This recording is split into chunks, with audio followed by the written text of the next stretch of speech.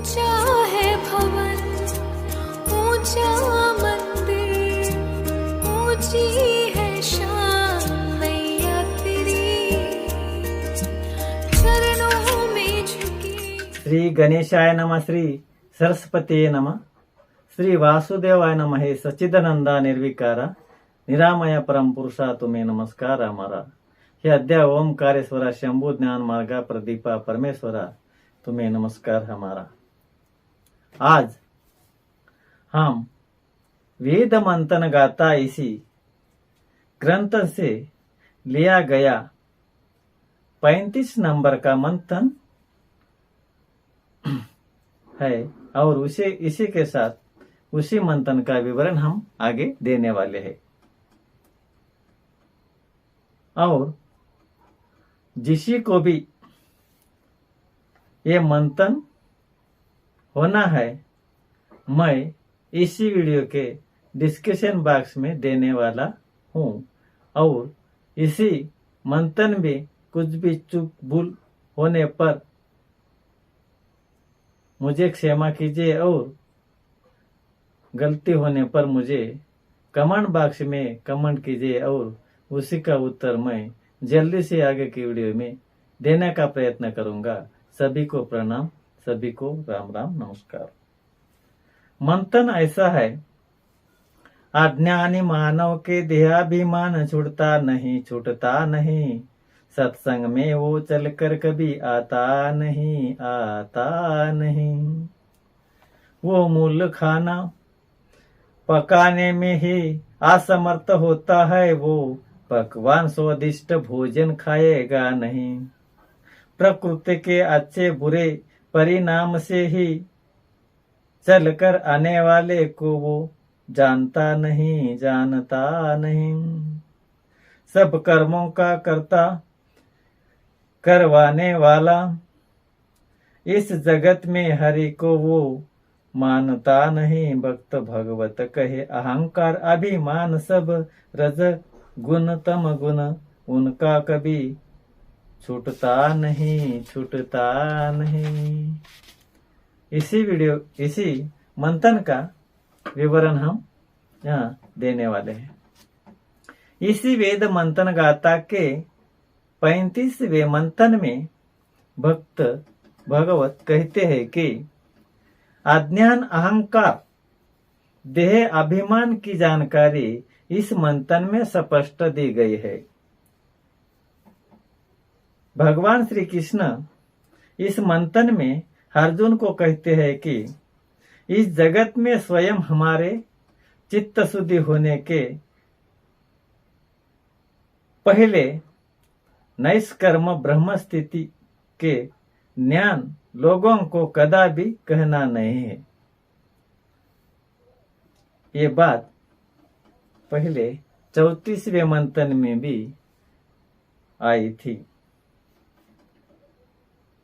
ऐसे कहने से खुद अपना ज्ञान नष्ट होता है. क्या होता है? भगवान ने ऐसा कहा है, हमारे चित्त शुद्धि बिना नैष्कर्म ब्रह्म स्थिति के ज्ञान लोगों को बांटना नहीं, कदापि कहना भी नहीं. ऐसे करने से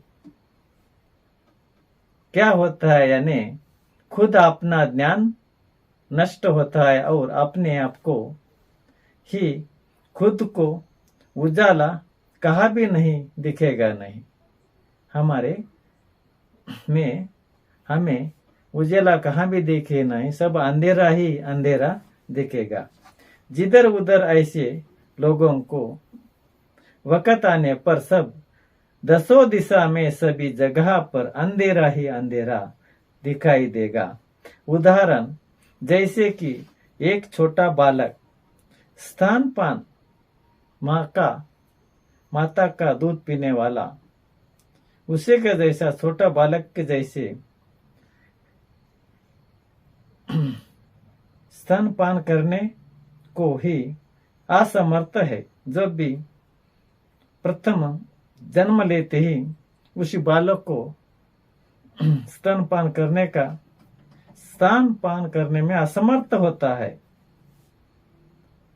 वो पकवान भोजन कैसे खाएगा। ये सब कर्म अज्ञानी मानवों को कैसे बाधक होते हैं, हम आगे देखें। दूसरे का बोझा अपने सर पर लेने से अपनी गर्दन दर्द देगी, नहीं तो क्या। ऐसा वो होता है। उसके तरह प्रकृति के अच्छे और बुरे परिणाम के कारण चलकर आने वाले कर्मों का मैं ही करता हूं, ऐसे श्री कृष्ण अर्जुन से कहते हैं। श्री कृष्ण अर्जुन से कहते हैं, उसके ही तरह प्रकृति के अच्छे और बुरे परिणाम के कारण चलकर आने वाले कर्मों का मैं ही करता हूं, ऐसे श्री कृष्ण अर्जुन से कहते हैं। ऐसी अज्ञानी मनुष्य ब्रह्म समझता है और दुखी होता है। ऐसे मानवों के देहाभिमान कदापि छूटता नहीं है।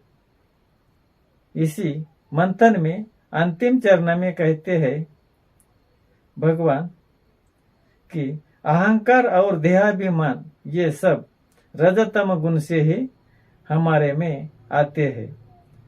इसी रज और तम गुणों के कारण हमारा अहंकार और देह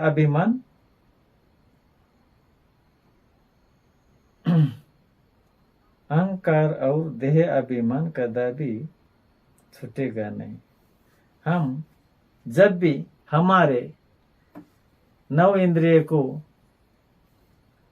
हमारे वश में किए बिना हमारा देहाभिमान छूटता नहीं, हमारा अहंकार भी छूटता नहीं। हम हमारे 9 इंद्रियों के हमारे वश में करना चाहिए और रजगुण और तम गुण से हम व्यवहार कभी भी नहीं करना है।